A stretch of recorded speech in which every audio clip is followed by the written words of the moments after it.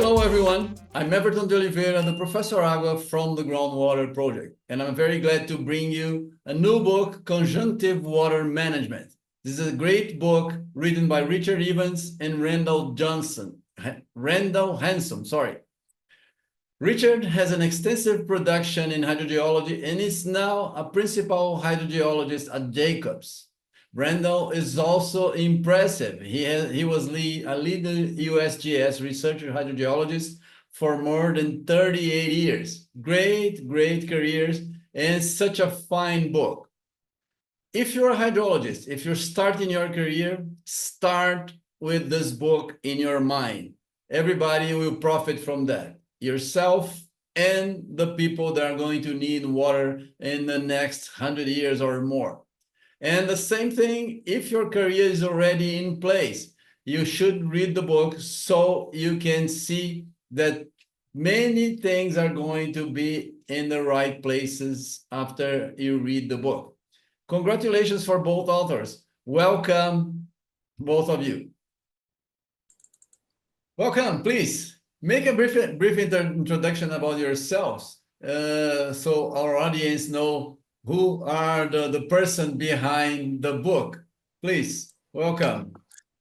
Okay, well, Rick Evans is my name. I've been involved in groundwater investigations all of my life, and I specifically became interested in conjunctive water management over the last 20 or 30 years because I could see it offered fantastic opportunities in terms of increasing the overall water availability around the world, and with climate change and population pressures and many other pressures on the water resources of the world, we sort of have to find another way, and conjunctive water management is one of those options.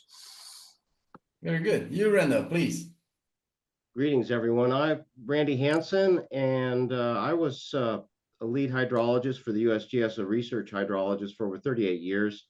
Developed hydrologic and modeling methods and water supply analysis nationally and internationally. Retired and started my own company in 2018 called One Water Hydrologic. And really the point of that was that we were just coming out with the latest version of our code with the USGS called the One Water Hydrologic Code, OHM, and wanted to help people use it, and also I help them with climate analysis, which is the other thing that we do a lot of. And a lot of it is sustainability and conjunctive water management. So we continue to do that, and we are continuing to work on a wide variety of projects, including the California Sustainable Groundwater Management Conjunctive Use Modeling projects, CV Salts, which is a salt and nutrient management project in the Central Valley. They're trying to reduce salt and nitrates, and as well as sustainability of environmental flows for fish passages on the Ventura watershed, and also working in Mexico in the Rio Conchos,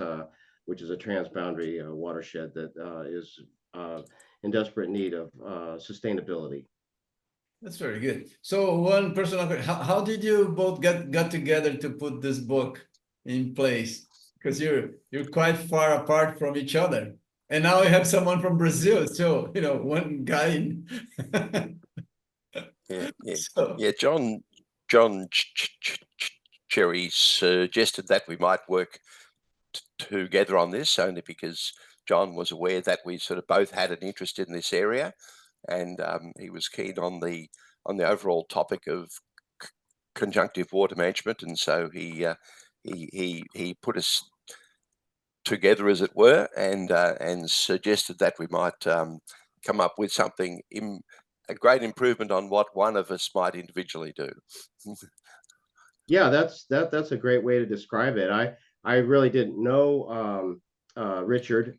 I work with Jacobs here in California, but they're a worldwide company and have places all over they work all over the world. And really, Richard has a much different set of experiences and knowledge than I do. So it was, in that sense, it was a great marriage to bring the two of us together and fuse all of that into this book. Yeah, and the book is very well written. You can hardly point who is who on the text, because you've done a great job in putting together the text. Congratulations, very good. So, what is for your future readers? What is conjunctive water management, and why does it matter? Okay, well, that is not a simple answer, but it's sort of trying to simplify it down. Conjunctive water management is how to integrate all aspects of the water cycle, but especially groundwater and surface water, so that one comes up with the optimum use of the total water resource, right? So clearly, because of the different characteristics between groundwater and surface water, there are terrific opportunities to sort of integrate the management of groundwater and surface water and other water sources too, so that there is a far more efficient use of the total water resource. And if there ever was a time in many parts of the world where that is needed, it's now. Good. That's a great summary. If I may add, really, there's a lot of definitions of conjunctive use and even conjunctive water management, and unfortunately, many of them are very focused on the human benefits. But we've taken a little bit of a different twist to all of this, and hopefully gotten a more modern look at it that's more current and holistic, and kind of following our paradigm, which is all the water, all the time, everywhere, and really looking at all the different sources of water, and including recycled water and other sources of water that can be brought to bear, and not just groundwater and surface water. So it's really managing all of them. Yeah, that's quite interesting. I was really interested in that. I mentioned to you in a previous conversation that we learn things in chunks, right? You get surface water and you get groundwater, and you don't add the information. And you've done a great job putting together that and showing ways for us to go. Very good. So you mentioned in your book that the current status of water management and planning around the world suggests that widespread implementation is just beginning. Why is it so? That's my experience as well, but why is it so?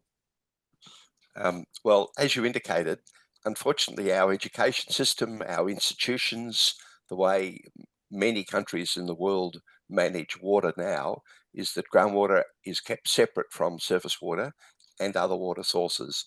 And because of this separate institutional structures, but separate modeling approaches, separate ways of thinking, is that the whole notion of optimum use of the total water resource doesn't exist. And so the key thing that inspired me certainly to contribute to this book was the fact that by looking at the different characteristics, we can come up with a far more efficient use of water resource. I worked in China a lot, and I was blown away by the fact that they use evapotranspiration as a water resource, and the whole concept of using ET as a water resource was very impressive, and it just emphasised so much that conjunctive water management is the way to actually go. Really? Yeah, that's the big hurdles. I think we both try to emphasize this in the book, Richard and I, is that they've really been hampered by the stovepiping in the either transboundary context or in governance issues. They just simply don't legislate or manage or control these water resources collectively. But the other thing that we've noticed, and certainly since we've been doing integrated hydrologic modeling over the last 20 or so years, is that there's also needs to be some other drivers that also need to be managed along with conjunctive water management. That includes land use management as well as climate adaptation strategies. So when you start to look at all of those things, then you can start to really get a better handle on conjunctive water management. It's true. That's true. Let me ask you. I have a curiosity here. How do you add climate change into your models? What do you using climate models for for rain or rainfall? How do you do that? I can probably dive on that one if I may, Richard. Sure. In our model, we actually we do a paired model. So we have a rainfall runoff model that also does some estimations of climate attributes such as potential ET. And then in our integrated hydrologic model, we actually input time series of array of precip and potential ET. And as far as the climate models, for example, in the Sustainable Groundwater Management Act for SGMA for California, you're actually required to do a dry, extremely warm, and a moderately warm, wet scenario projected at least 70 to 100 years into the future. So they have to update that every 5 years. And so they're constantly looking at whether not only short-term sustainability, whether they have monitoring metrics and whatnot, but then they're also looking at, and so we use the CMIP-5, and now we're using CMIP-6 GCMs, and we can downscale from those through the basin characteristics model and some other avenues like that, and then provide the input that we can then use directly in our models. There are sort of many different approaches being used around the world to look at climate change modeling at the moment. There isn't any what I'd call internationally agreed approaches to how one would do this climate change modeling from a groundwater point of view. I'm specifically thinking, if you know what I mean. And obviously recharge rates vary a lot with different climate change cases.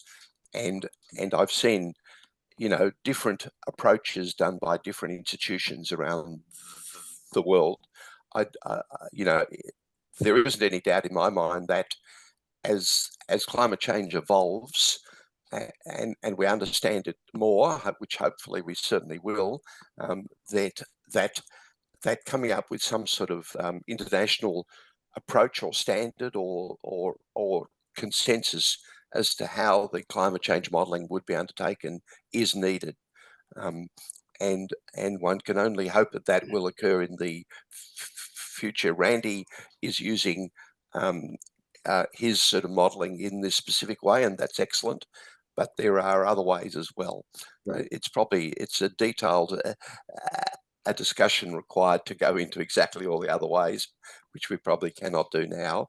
But suffice to say, it is an area of active research at the moment. And there are some definite challenges, regardless of the approach. A lot of the GCMs are too wet. They dribble water all the time, so they're not as good at they're not as skillful at drought and some of the other aspects of localized. In fact, because they're 1 by 2 degree grid cells on these GCMs, a lot of mountain ranges aren't even in them and whatnot. So you really have to do either statistical or dynamical downscaling to get at that. And then one of the approaches that some people are using that I have some indigestion with, and that is the ensemble approach, where they take a whole bunch of climate models and come up with some kind of average or median or statistical. And from an engineering context, what you probably really want are the extreme events, because that's what you need to design for. So so I agree with Richard. I hope they come up with some standards. There are definitely some pitfalls and bumps in the road on going forward with that, and I hope that can be formalized in some context. Sure. Interesting. So yeah, I still have I haven't worked with models for conjunctive water model. I'm a hydrogeologist, a pure hydrogeologist only, so I know models for groundwater. But I know it is quite, it's a mathematical challenge to put this all together, right? So what is the main achievement that you've got to put together the solution, the numerical solution for that? You're using, but definitely you use finite elements for that, right? To get around the solution, or what? No, we've been using finite difference. The mod really? flow is finite difference, and That's interesting. And so we really use that approach. And then the rainfall runoff models that most people use, whether it's VIC or BCM or PRMS or all those are all gridded models that then have a secondary effect where they do routing as a secondary computation. And then we can bring that water in, either distributed or from the runoff from specific sub-watersheds. So that's basically how we do it. Oh, interesting. Yep.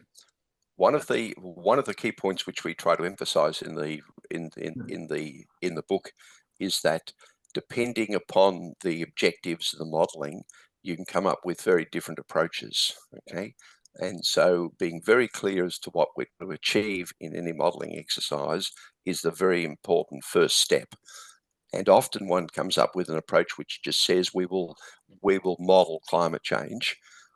Unfortunately, that is too vague. One has to be much more specific and try to define right from the start exactly what one is trying to achieve, and then that drives the modeling approach. And being very clear on what we want to achieve is very important. Amen to that. And if I could just add that, I mean, if you don't, you have to develop those objectives up front. And whether you're looking at environmental flows for fish passage, or agriculture, or urban supply, or flood hazards or whatnot, you really need to make sure that you're clear on the attributes that you're getting at, so that your model has the skill and the capabilities and the input to address those issues in that analysis. Interesting. I have a curiosity. How do they use evapotranspiration as a water source in China? You mentioned that, and now I'm curious to understand. Well, I shouldn't say it's used in a wide sense. It's only used in specific areas. Okay. But sort of recognizing that sort of ET is by far the biggest part of the hydrologic cycle. You know, typically ET might be 60, 70, 80% of the hydrologic cycle. So if you begin to try to quantify ET, which is what one needs to do, of course, and there are various methods, mainly satellite-based methods, which you can use to actually quantify ET now. This is actually real ET spatially and varying from a sort of temporal sense on a, you know, on a very small scale. So we might be talking about pixels of sort of 10 meters by 10 meters or 5 meters by 5 meters, and one's doing a measurement every hour or two. Then as soon as you realize the whole range of agricultural practices, urban design, the sort of shape of roofs, all these things influence the amount of ET. So if you're serious about managing the whole hydrologic cycle, then what you've got to do is you've got to be able to measure ET first, which is of course a challenge. And then you've got to think, okay, as we plant different crop types, as we allow different vegetation to exist, including native vegetation, how does the ET change? So they actively aim at changing the angle of roofs, for instance, in urban areas, because you'll get less runoff or more runoff depending upon the angle of the roof. Now, this is very sophisticated work and doesn't exist in most countries of the world, of course, yet. But ultimately, if we want to use most of the water resources of the world in an efficient way, then we have to understand more about ET.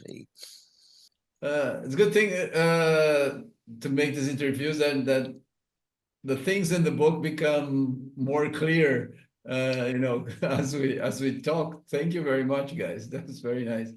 So another question: why you mentioned in your book that conservation is not an option?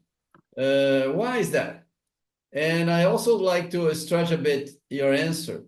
And thinking when I read that, I was thinking about a possibility, because I have a student, Bruna, that is behind us here. She worked on water compensation, right? And then I thought, is that a possibility that we can have a water compensation scheme similar to carbon credit, for example? So since we can measure everything, or almost everything on a water cycle today, we are able to get good numbers for everything, quality and quantity. Wouldn't it be possible for us to do that? I think we have more information than CO2 for what we need, don't we? I have a few thoughts on that. One of the biggest difficulties, I think, with conservation is that it ends up appearing to be an austerity program. The other difficulty is that some settings, the conservation can start to interfere with local providers covering their operation and maintenance costs, or just their basic O&M costs. So that if they have some kind of revenue that they're charging for the water, that becomes an issue. In addition, in our areas, they've done a lot of during droughts. They do rationing in urban areas, but urban areas are only consuming about 10% of the water, and over 90% is being used by agriculture. So a 10 or 20% reduction of 10% is almost really not much conservation in any kind of meaningful context. So we really need to be looking at agricultural activities being much more efficient in many ways. And so I think that's a big. We have areas where we have what's called a pump tax. We have also areas that we describe in the book, such as Pajaro Valley and Monterey Bay, where they actually also have a recharge credit, and they have both, and they're kept separate, so you can get an incentive for a recharge. But when it comes to conservation for in those kind of areas, as I'm showing the strawberry fields behind me, water is one of the least costs of their operations. Chemicals, machinery, labor, everything else is much more. Water is a small cost, even if you're having to pump it, and for the power and all that, it's just really inconsequential. But more recently, we have in the Central Valley, they've implemented what's called a flood capturing, and they've implemented governance for that. So that's a really great thing in that sense. And then one last thing, if I may brag momentarily, we have something similar to carbon credits here in the United States called wetland credits. And so it's very analogous to what you're talking about. My son is a botanist, and he's actually working on one of these projects at a place called the Peterson Ranch, which is northeast of Los Angeles, California. And so if you destroy wetlands in some area, you can offset it by going to these other areas and investing in the maintenance of these other wetlands. So we do have that. But what we really need, and we talk about it in the book, is really infrastructure for smart valleys, and that would really allow for these kind of credits and accounting and whatnot, because then you would have completely incorporated monitoring and analysis at a local and regional scale, and that might even include a water market. So that's what you're going to get credits, but also sustainability and woven into any kind of transboundary orchestration as well. Yep. So sort of taking up all those points, where we're at with conjunctive water management almost everywhere in the world is that we're at an incredibly basic stage. And unfortunately, there are some terrific examples, and we try to emphasize those fantastic examples in the book, but those are the exception, right? In the vast majority of the world, there is effectively the sort of level of accounting of the total water resource, especially groundwater, is very poor.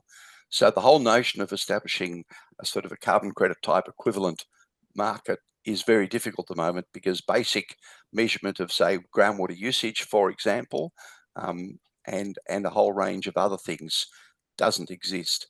So we're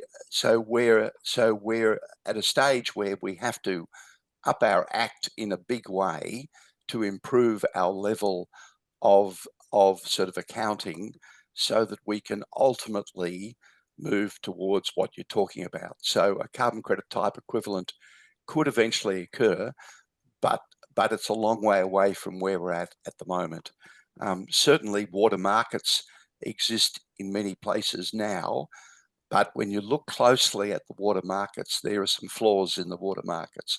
So improving the quality of the water markets so that we better understand what is being traded, especially, is sort of one of the challenges which we face.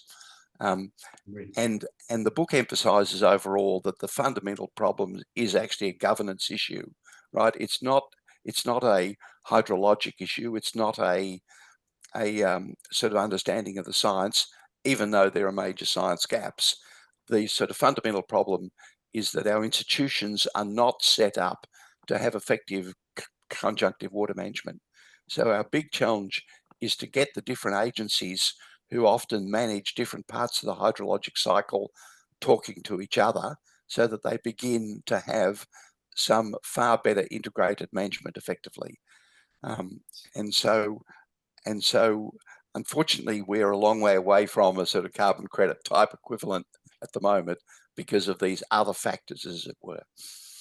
Very good, very good. I really like your way of putting it, both of you. Thank you very much. That's very, very nice.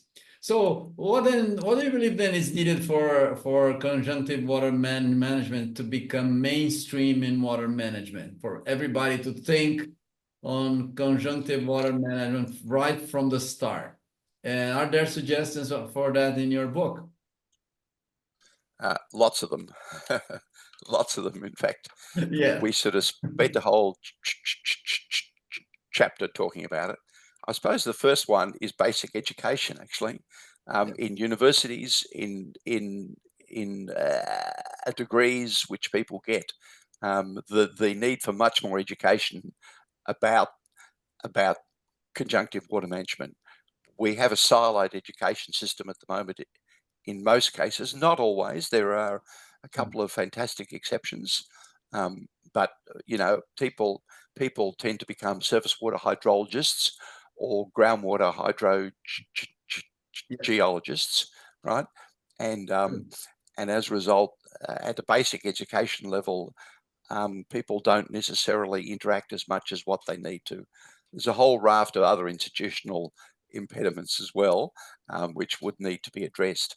So even though there are technical challenges, the institutional challenges are considered to be the major one. And breaking down those institutional challenges, we spend a lot of time in the book talking about those, whether one can achieve them or not within our lifetime, I'm not sure, but sort of we will certainly try. Oh, I think that's really well said, and I just think that besides education, the other thing that really becomes essential are, and Richard has emphasized this, is the governance and having a local entity that can kind of steward the process. And we do show some examples of that. And one of my favorites, that believe it or not, is in Mexico, and it's the Rio Yaqui Irrigation District, and they operate several reservoirs, all the surface water deliveries, and 580 wells, and plus climate analysis and controlling land development, all from a server room. And they really are an example of what we would call a smart valley. And once you start to get into that, then you can really have all the information you need to make operational decisions, but also planning decisions and adaptation decisions. So that'll be the next step, and hopefully more. We're seeing that more and more because monitoring is becoming less expensive. But we have Maya Dormos, which is Spanish for the ditch master. They're driving around, instead of hand cranking ditches, they drive around in a pickup truck with a laptop. So things are evolving big time, and I don't know, AI and other things will be a part of that as well. But hopefully people will start to catch on that they can save money by getting into conjunctive water management. Very good, very good. I have one from your experience, because I've seen this a lot, just like you. You've seen it more than I did, for sure. But there must have a turning point, a point where people realize that they need a conjunctive water management. What is the situation that makes people realize that they should have thought about that before, like in an institution or something? Because what I'm really asking you is, if we know when the pain is really bad for someone, we can focus on the pain to offer them the medicine, right? So from your experience, from what you've seen, when they really feel the pain, then we can talk to them. Sure. Well, your sort of analogy of pain is a fantastic one. In places where there is plenty of water, then there isn't any pain, and there's no reason for people to seriously think about conjunctive water management. We actually make the distinction between what we call spontaneous conjunctive water management and then formal conjunctive water management, right? So spontaneous conjunctive water management occurs in many places around the world, but it's not planned, it's not optimal, it's not efficient, but it's actually occurring, whereby groundwater and surface water and other water resources are used now in what we call a spontaneous way, right? But really, when the pain becomes much greater, in other words, the water scarcity becomes much more obvious, that's when people in some institutions start to think about this, right? And so there are, classic examples around the world in some parts of India, some parts of China, some parts of Spain, whereby they have seriously got to the stage where they're so incredibly desperate, such that they realize that they have to do a different approach. But it is a pretty extreme level of pain, quite honestly, and with climate change and population pressure, that will definitely occur in the future, and hence that's why it will drive it towards better and more formal conjunctive water management. But there's also the aspect which sort of Randy just hinted at in terms of saving money. A number of studies have been carried out around the world, not all that many, only a few, which have indicated that efficient and effective conjunctive water management does save cost as well, to save money. And so when people realize that, then sort of that is the other driver, which we hope will begin to become much more effective. Interesting. Yeah, that's been our experience in the years that I've worked for the Geological Survey. Unfortunately, many local agencies would come to us for help, and it's already too late. They're already feeling the pain, and they're having one of the, as we call them in the California, the 6 deadly sins, which is seawater intrusion and groundwater storage depletion, land subsidence, interference with rivers, and so on. And these things are already happening. And then they come to us, and they may or may not agree. And unfortunately, in many situations now, what they're also unfortunately doing is just going to litigation and suing each other, and then having the help of a judge and his expert to decide how to split up the pie. So that's really not the way to go. It would be much more cost effective if they were putting that money for lawyers into exactly and infrastructure. So that's hopefully the future. We'll see. No, but so you mentioned the most the things that people can see is the physical pain. No water, then you're desperate. You have to do something. But let's say I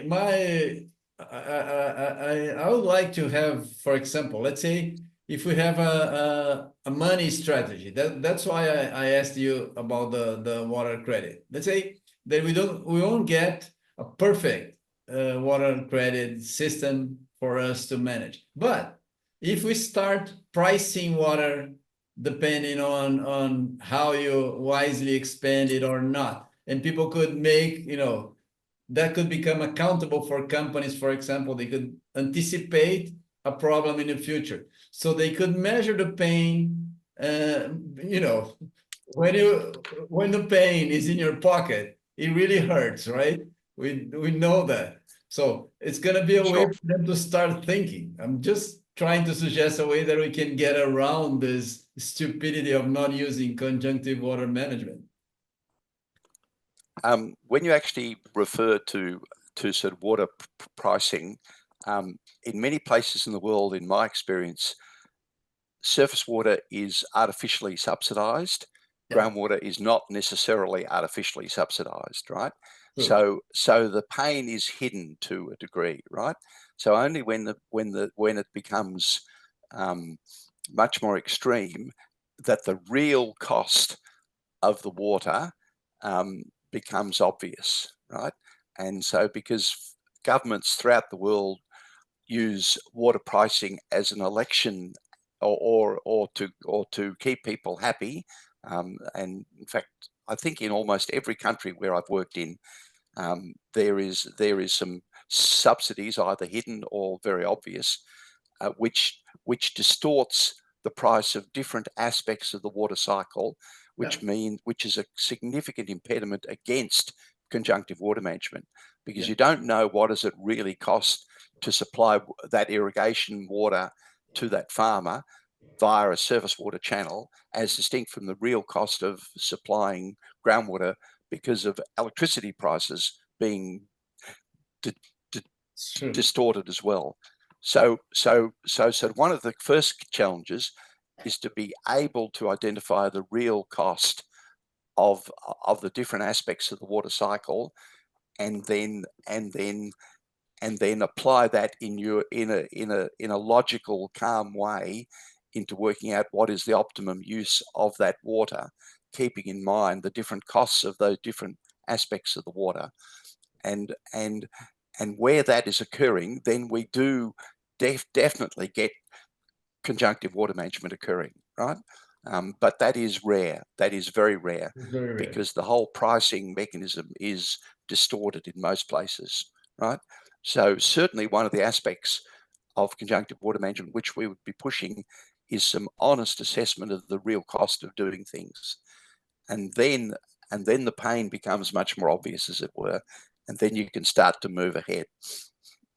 That's good. I have an idea, if I may interrupt you a little bit, because when I was doing my PhD long ago, I had this one professor in the lab that he was very he had a different approach from what we usually do.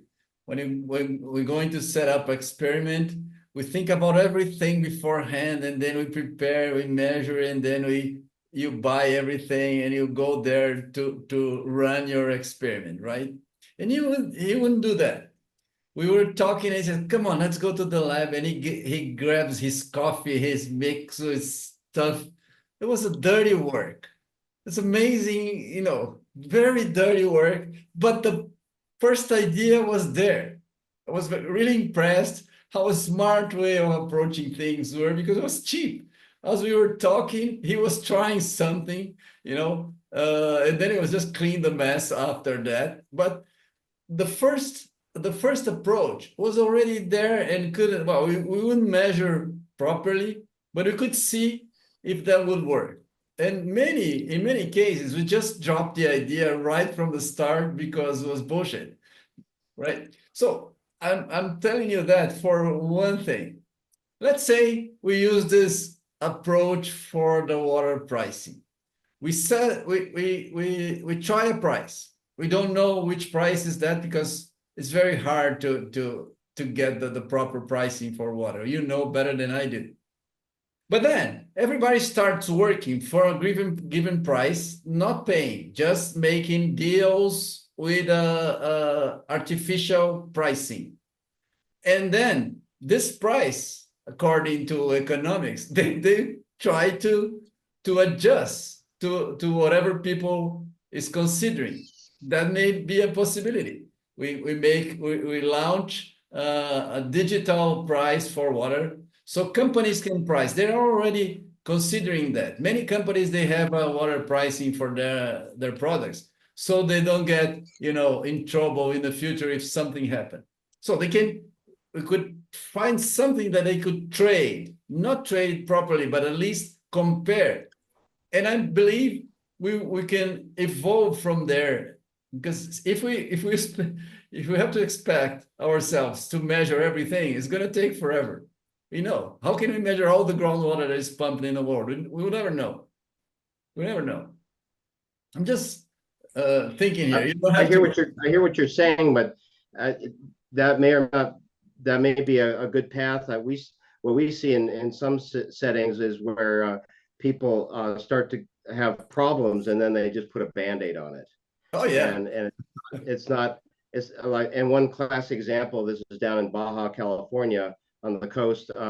Driscoll and Avik have enormous berry farms in this one valley called San Quintin, and they induce seawater intrusion. And so now they have over 83 wellhead reverse osmosis units in one valley, just to compensate for the fact that they were overusing the water to grow berries. So was that the best plan? Maybe not. They're going to have to come up with something else. It's just an interim, and that's the path they're on in that context. But the problem, what you were alluding to, is that we have, unfortunately, or fortunately in nature, it's an open system. It's not a closed system, and it's not a well-posed problem, because we don't know everything. We know some things and other things we don't. So that's why it becomes iterative in some sense, and then people have to find, well, that didn't work, so let's try something else, you know. Yeah. Yes. Yeah. In terms of the hypothetical which you propose, whereby a sort of a price is set in a hypothetical sense, yes, from pure economic theory, then that would gradually drive up the price, and hopefully in time a more, what I'd call, optimum pricing schedule would be developed. The problem is that from a political point of view at the moment, in most places in the world, that would not fly, right? And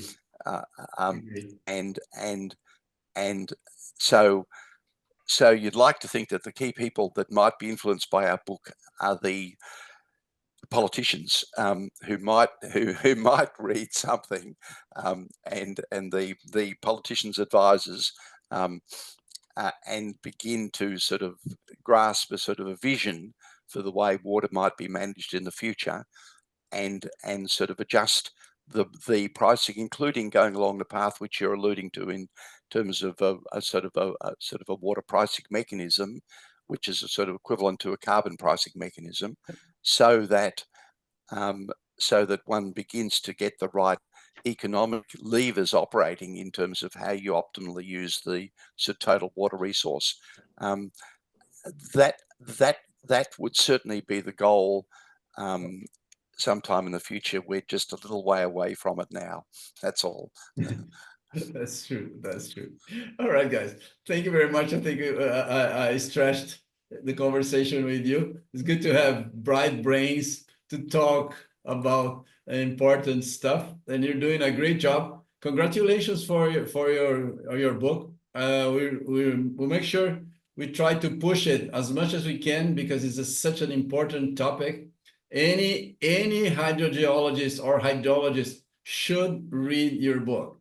They should read your book because it's so important. It's so necessary. Congratulations. Please make your final considerations, guys. Sure.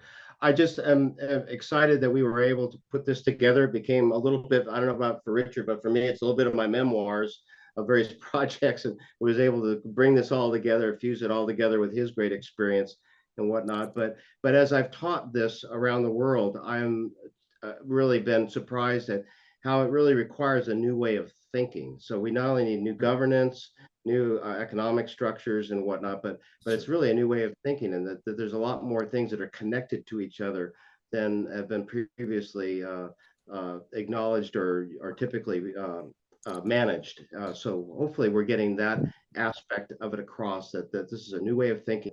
You know, that the way land and water and climate are all very, very connected, and that they need to be considered together.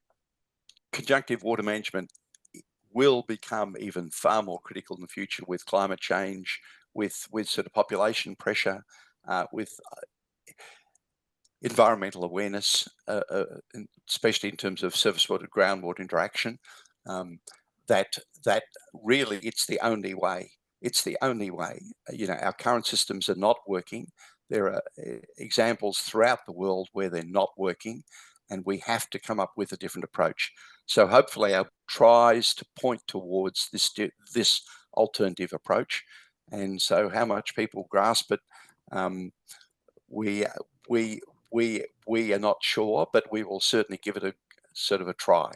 And so our sort of book is to try to inspire people to come up with this different approach. Thank you very much. You've done a great job. And I believe, you know, the conjunctive water management is not the best way, is the proper way to do things. So things have to move in that direction. You've done a great job about that. And if you are successful, which I hopefully you are in your, you know, in your work and showing the way to people, the conjunctive water management will not be called conjunctive water management. We're going to drop the conjunctive, because water management has to be the whole thing, right? That's the thing. Congratulations for a job well done, guys. And I really enjoyed our conversation. Thank you very much. All right. Thank you so much, Everton. Thank you, guys. Okay, thank you. All the best. Bye. Bye.